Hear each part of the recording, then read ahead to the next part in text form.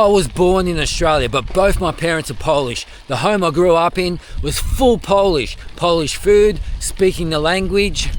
But despite all this, when I landed in Poland, the first week was an absolute catastrophe. And that's because the culture, the people, absolutely shocked me. So follow along for my tips in this video so that you can break the ice nice and easily with the Polish folk and have a much better experience upon your arrival and your holiday here in Poland than what I did in the beginning. The key to a great experience in Poland is the people. But if you have heard any of the rumors about Polish people, then you'll have heard that they're not the friendliest bunch. This is tip number one. Tip number one is just remember that this country's been through a hell of a lot, despite the way it looks now. There's a lot of history in this country, but the history resides most of all in the people. The people have been through war, occupation, communism. It's in the blood. So just bear that in mind when you arrive in Poland, that's what you're going to get. The people are pretty reserved.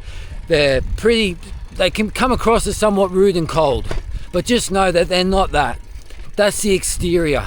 That's the external barrier that they put up to protect themselves, because on the inside, once you crack that barrier, once you crack that shell, you'll see a completely different person. Tip number one, just remember that there's plenty of history here, and a lot of that history lives in the blood. Tip number two is to learn a few key phrases. So let me give you three. Number one is good day, which is dzień dobry. Dzień is day, and dobre is good. Day, good. So it's opposite in Poland, but dzień dobry is good day. You're probably not going to get a dzień dobry from anyone Polish first, as in they're going to say it first. So don't be afraid to say it first to them. And 9 times out of 10, you'll definitely get a response and somewhat of a smile, because your dzień dobry is probably going to come with an accent like mine does. Number two is dziękuję, which is thank you. Number three is proszę, which is please. So dzień dobry, good day, dziękuję, thank you, and proszę is please. Tip number three is to do with tap water. You are not going to have an issue with Poland's tap water, public tap water system whatsoever. So brush your teeth, drink the water, fill up your water bottle from a tap anywhere in Poland, and you are not going to have an issue whatsoever.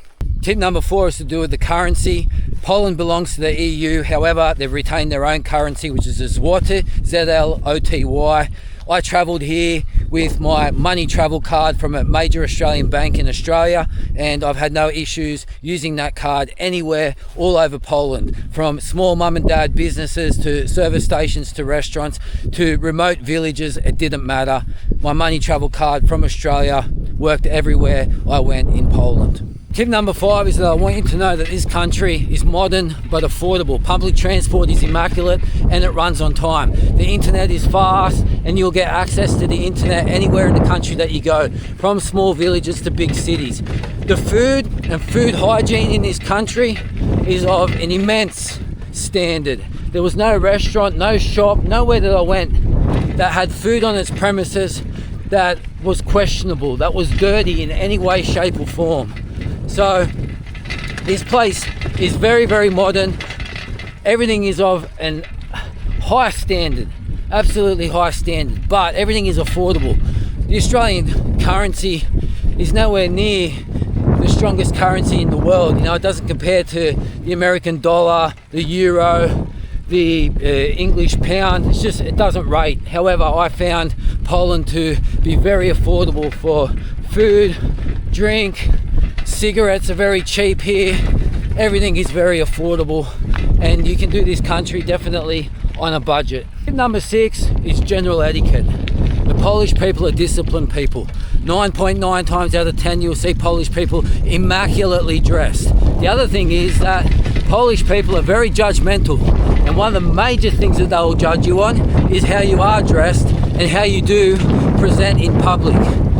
In market squares, on public transport, people are very, very orderly and very, very quiet. Very rarely do you hear bad language. Yes, you'll get the stern look.